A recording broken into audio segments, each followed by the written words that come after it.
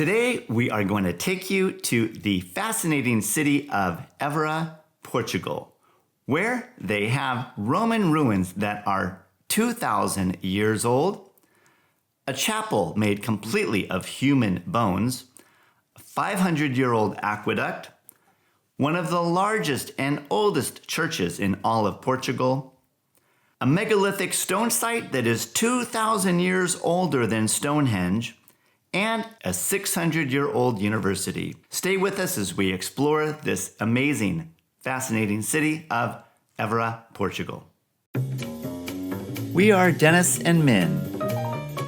Come join us on our traveling adventures around the world. Welcome back to the channel, and thank you for liking and subscribing to our channel. We really appreciate that. And yes, we're taking you today to Evora, Portugal, which is located actually east of Lisbon and near the Spanish border. Do know that when we were there taking this video, we were there in May, so the temperature was really nice and comfortable. But do know that Evora, Portugal is one of the hottest places in the summertime in the whole country of Portugal. On record, it has been as hot as 113 degrees Fahrenheit. I don't know what that would be in Celsius, maybe like 100, but it's really hot in summer, normally averaging around 90 degrees in the summer months Fahrenheit. So the historic capital of South Central Alentejo is this town of Evora, with a current population of about 53,000 people. It is also an UNESCO World Heritage Site, and one cannot notice a large stone aqueduct that is 500 years old that leads out of the city of Evora. Now, Evora sits upon a hill and is surrounded by this medieval wall. And once you step into the interior of those large medieval walls, you will notice near the top of the hill there is a Roman ruin called the Temple of Diana, which is also known as the Roman Temple of Evora. And this was built in the 1st century. So there's some image here of what it probably looked like back in its day. It's made up of 14 granite columns with a marble base. The temple is located in this large square, and just across from the temple is a little park that overlooks the city, so you've got some great views to take in from there. And then it's not too far of a walk to the university, which was founded 600 years ago, where they have a pretty large chapel there that was founded by the Jesuits.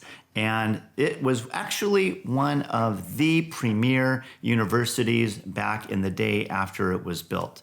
Now, one of the biggest attractions, of course, is the Basilica of Evora, which is located right up pretty much at the highest point of the town of Evora inside the medieval walls. It is of Gothic architecture, and its entrance portal is known for the statues of the first apostles.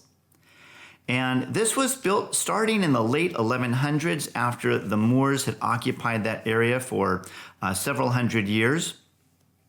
You've got magnificent views from the top of the basilica. You can actually walk on top of the roof, and they've got these great overlooks from the roof that you can look across the horizon.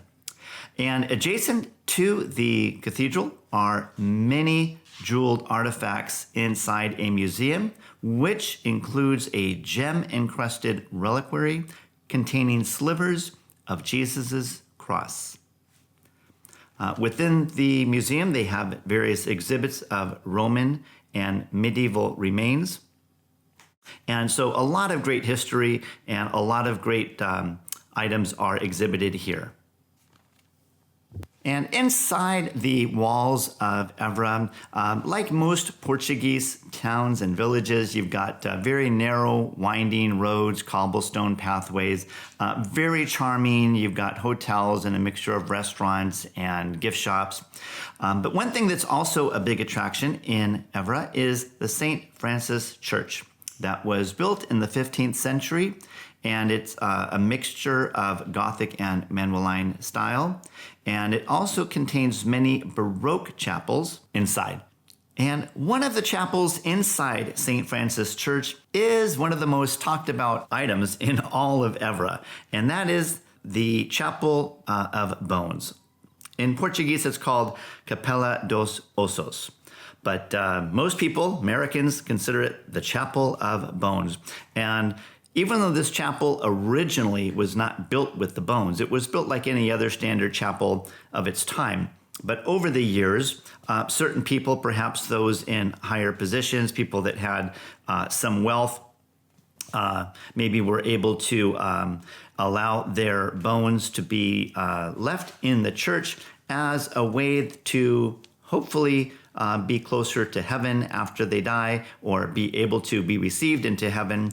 So anyways, this tradition began in that fashion, and so they just ended up having all these people wanting to donate their bones to the decoration of the interior of this chapel. So yeah, it's a little bit macabre, it's a little bit strange. It's something that you don't see very often, and but it is interesting, and I think it's definitely worth checking out when you are there. Another highlight of Evora would be to visit the Evora Public Park, which is a really nice garden located within the medieval walls of the historic city of Evora. And it features a wide range of vegetation, a tranquil atmosphere, so it's just a nice place to relax and just chill for a little while after doing some other sightseeing. The park is rich in history with monuments such as the remains of the medieval wall and the D. Manuel Palace, and also the fake ruins. And it'll also, throughout the year, will host various cultural events and concerts, so you might be fortunate to take in some or one or more of those during your visit to Evora. And did you know that near the town of Evora lies one of the largest stone monolithic sites in all of Europe? I'm going to put the name down here below, but it's definitely something you should check out. Now, there's actually several monolithic sites. They're about a 15-20-minute drive outside of Evora, and this the largest one is Cromelec dos Almendres, is one of the largest in all of Europe, and it dates back from the 6th century BC, which is 2,000 years before Stonehenge. Now, again, getting there, you're going to be driving on a road. The signs mark it pretty well, but the road does go from a paved road into a rough dirt road filled with some potholes, so you're just going to have to go slow. On the way to the larger monolithic site, you will pass by a single monolithic stone that you can park, and it's a little bit of a walk to get to see that one stone. We did not stop for that. We kept going all the way to the end. And when you get to where the road goes no further, they have it blocked off. You just have to park your car on the side of that dirt road, and then you have to walk to get to the monolithic site. It is mostly level, so it's not a difficult walk by any means, but you know, if you're wheelchair bound, that could be a little bit of a challenge. But again, it's about a 20-30 minute walk to the site, but definitely well worth it. And once you get there, you're going to be treated to this incredible makeup of these large stones. Some are 6, 8, 10 feet tall, and some have carved drawings on them. And there is a pathway that goes around. Now, you might see some pictures on social media of people with selfies and pictures with them touching the rocks, and you're actually, that might have been okay before, but now they want you to stay on the path. They do not want you to enter into the area where the stones are. Naturally, they want to try to preserve these structures for as long as possible and don't want people doing stupid things. So you can still get some nice pictures, as you can see we've done here, just by walking around the circular path that goes all around this monolithic site. We hope you appreciate this overview of the highlights from our trip to Evora, Portugal. Do know that there is a lot more to see and do in this fascinating town. So we encourage you to make a visit and drop us a comment and let us know if you've been there or if you plan to visit in the future. And if you need to figure out how to drive in Portugal, we've got a great video for that.